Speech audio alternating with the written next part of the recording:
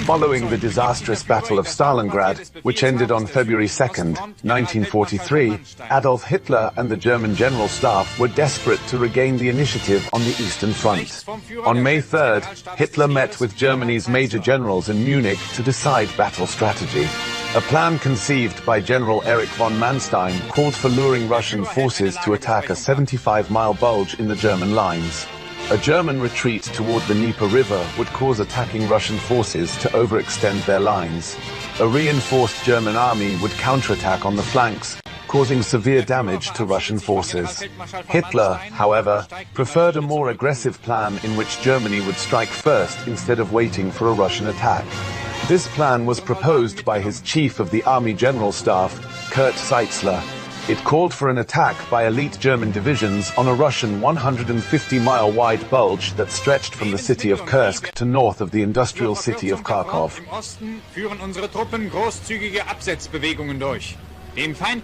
A large and heavily mechanized force would attack Russian forces from three sides, surrounding them as German tanks, reinforced by new Panther and Tiger tanks, would launch blitzkrieg attacks on Russian forces from the north and south. Seitzler's plan, named Operation Citadel, received Hitler's support after 2 days of debate. The attack was planned for May, so that the tank-slowing mud of the Russian Spring 4, which would be dry by May, would not present a problem. Delays in production of Tiger tanks and tank-killing Ferdinand self-propelled guns caused Hitler to delay the start of Operation Citadel until July 4th.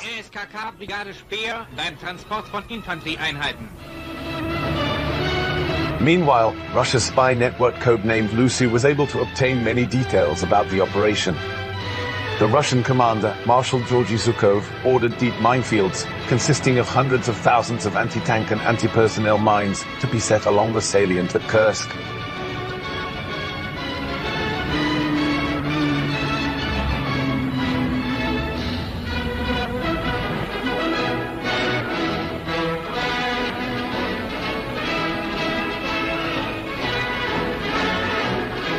Anti-tank trenches were dug, and thousands of camouflaged anti-tank guns were moved into position.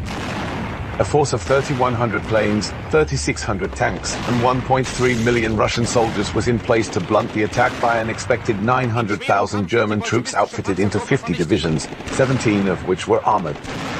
German forces were supported by about 2,700 tanks and 1,800 aircraft. German forces attacked in two major groups, north and south, with thin lines in the middle. The battle commenced with preliminary attacks on July 4th, as General Walter Model's 4th Panzer Division attempted to take Soviet outposts in the south. The Luftwaffe bombed Soviet front positions in the north.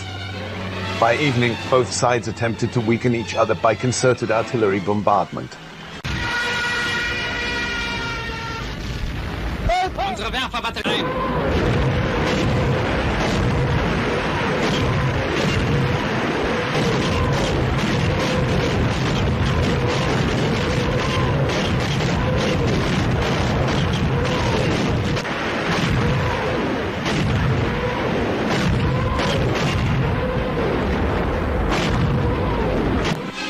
The major clash came on July 5th, as the Russian Air Force attempted to obliterate Luftwaffe bases. What is likely the largest air battle ever fought in a single day followed during the next few hours. The air battle proved to be a draw. Neither side gained air superiority.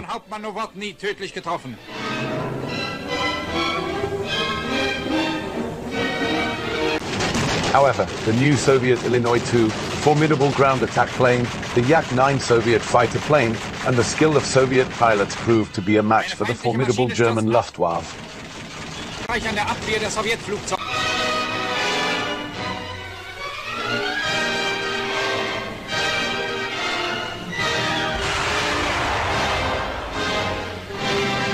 Unsere Jäger wackeln zum Zeichen des Sieges.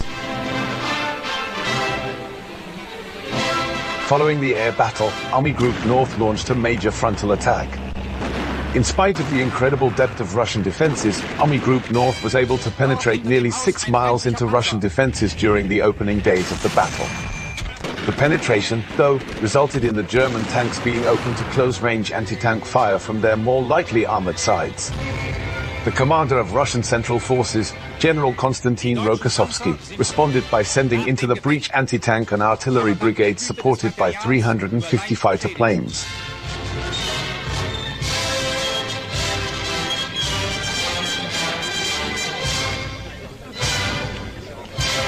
By July 7th, the northern attack ground to a halt as the Germans lost 25,000 soldiers and 200 tanks. Southern German forces under General Hermann Hoth, which consisted of 600 tanks and 300,000 soldiers, pressed on the attack by swinging south of Russia's defense line. The southern forces wound up 50 miles southeast of Kursk, near the small village of Prokhorovka. Their movements, however, were closely followed by the Russians. On July 12th, the largest tank battle in human history took place at Prokhorovka, as 1,500 tanks maneuvered to destroy each other at relatively close range in the middle of blinding dust. The situation nullified the advantage new German tanks had in armament and firepower over the Soviet T-34 tank, the staple of the Russian army, which had not undergone significant improvement since the start of the war.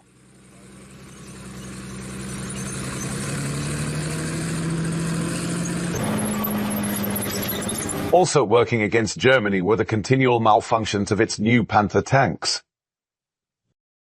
The Panther's design problems would not be corrected until the winter of 1943. Instead of an organized conflict, the Battle of Kursk was a series of encounters in which necessity dictated tactics. German technical advantages were more than offset by Russian numerical advantages.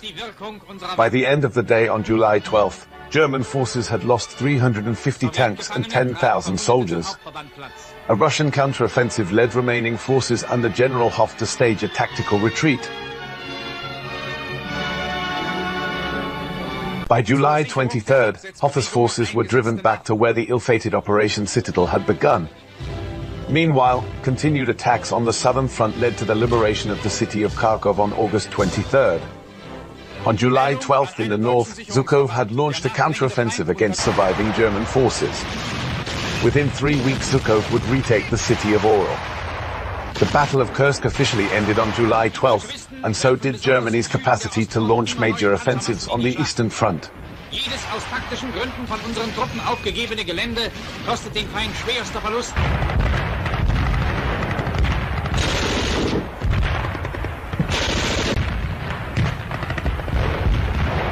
Diese Kampfbilder des gefallenen Kriegsberichters Sengewitz. Ein bolschewistischer Schützenangriff wird von unseren Grenadieren abgewiesen.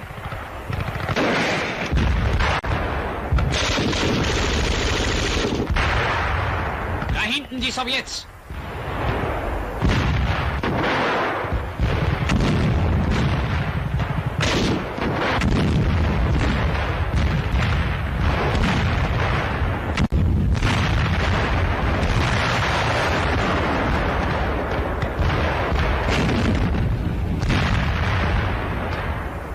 The date also marks the official beginning of the Russian juggernaut, which pushed German forces out of Russia and much of Eastern Europe back to the very gates of Berlin. Also on July 12th, Anglo-American forces were in their second day of marching through Sicily, unopposed by the Italian army, preparing to land on the Italian mainland. For Hitler, this meant withdrawing key units from Russia to meet his newest crisis.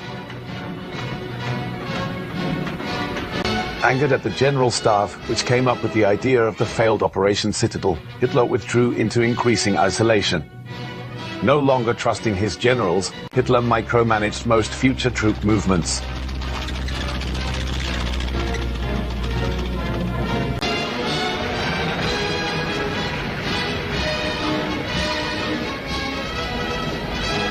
The Allied invasion of Sicily, also known as the Battle of Sicily and Operation Husky, was a major campaign of World War II in which Allied forces invaded the Italian island of Sicily in July 1943. These events led to the ousting of Italian leader Benito Mussolini and the fall of his regime, which was replaced by a new government.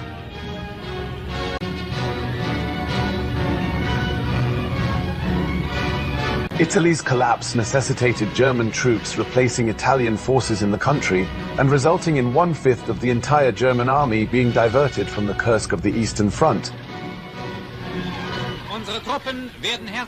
A proportion that would remain until near the end of the war. In mid-August, the Germans had activated Army Group B with responsibility for German troops in Italy as far south as Pisa. Army Command South under Albert Kesselring continued to be responsible for southern Italy, and the German High Command formed a new army headquarters to be Army Command South's main field formation. The new German 10th Army headquarters, commanded by Heinrich von Wietinghoff, was activated on the 22nd of August. The German 10th Army had 2 subordinate corps with a total of 6 divisions transferred from the Eastern Front to Italy were positioned to cover possible landing sites.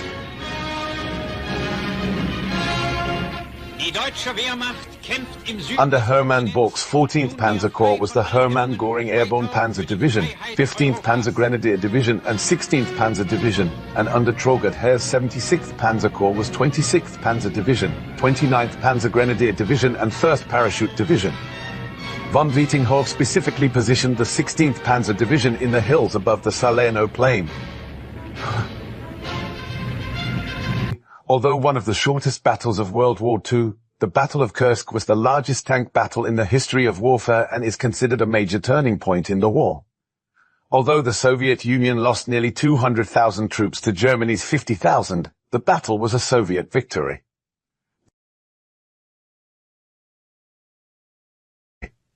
The German army lost its capacity to launch any further offensives on the Eastern Front, and it began a long tactical retreat while a reinvigorated Soviet army began an advance that led to the gates of Berlin.